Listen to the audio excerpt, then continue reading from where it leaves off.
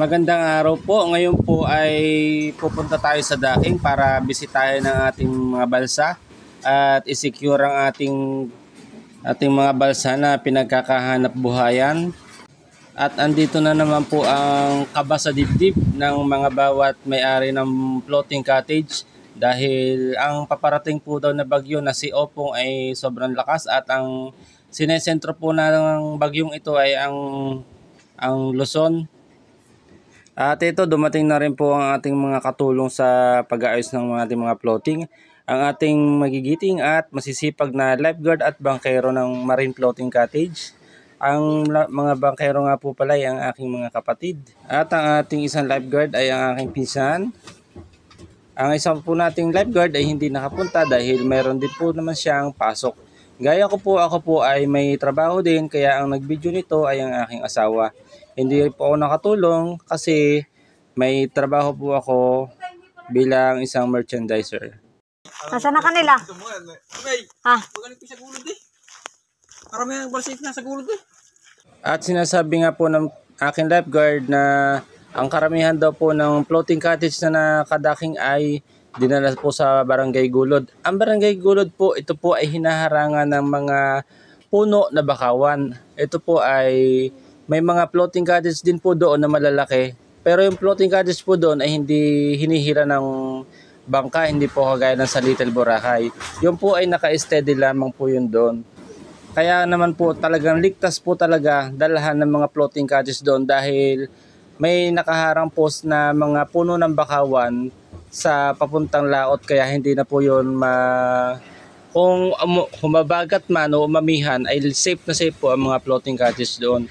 Ay ang amin po ay napagdesisyon na dito na laan din po kasi iilan na rin lang naman po natitira dito kaya mas minabuti namin na dito na laan din sa docking namin. Pinagsama na laan namin ang dalawang floating para magkatabi sila. Dahil nung nakaraang bagyo na Christine, ang mga floating cottage dito ay magkakatabi lamang. Kaya naman nung nag-alastrahan ng mga floating cottage, nagdamay-damay na, nagkabangga-bangga ng mga floating cottage. Kaya mga nag-alastrahan, kaya mga nasira ang mga floating cottage noon nung last year, noong Christine na bagyo.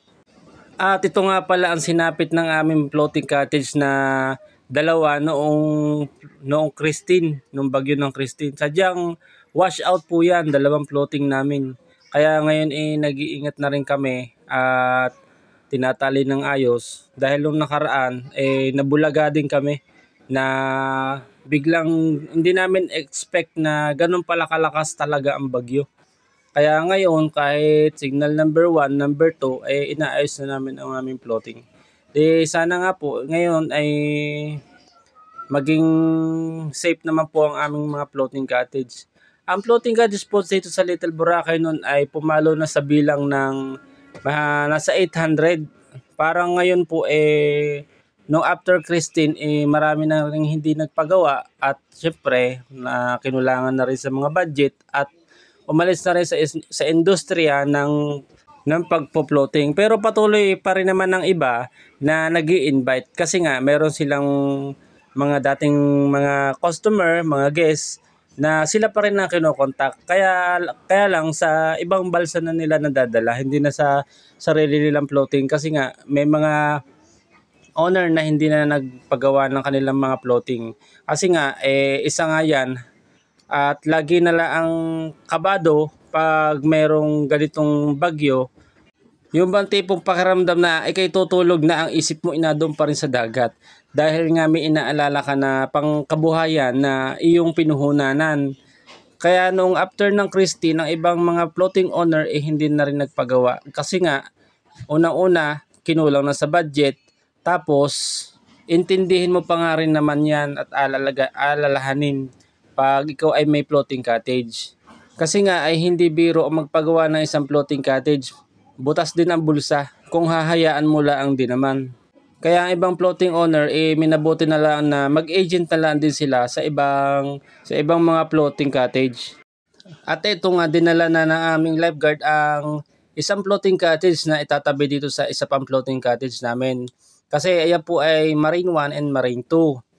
Ngayon po ay pagtatabihin na lamang namin. Kaya kung humangin man siya ay mas matibay kung magkasama silang dalawa dahil iisa rin naman din ang pinagpupunduhan at pinagtatalian na bakawan. Sa bakawan nga po pala namin tinatali yan para matibay. Kung amihan man, matibay siya. At yung huli naman, pinapaltakan po namin yon ng mga kawayan at binababaan po ng sao. Kaya okay naman din po.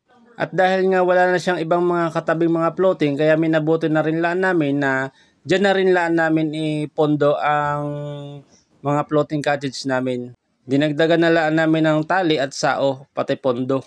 Pondo, yung kawayan na binoon sa ilalim ng tubig, nakabaon sa lupa yun. Siya ay sige, salamat sa panonood. At sana naman wala nang masirang floating cottage dito sa amin. At ipag-pray na lang po natin na sana ay humupa ang bagyo o mawala. Paki-follow na lang po si Kuya Nad Vlog. Salamat!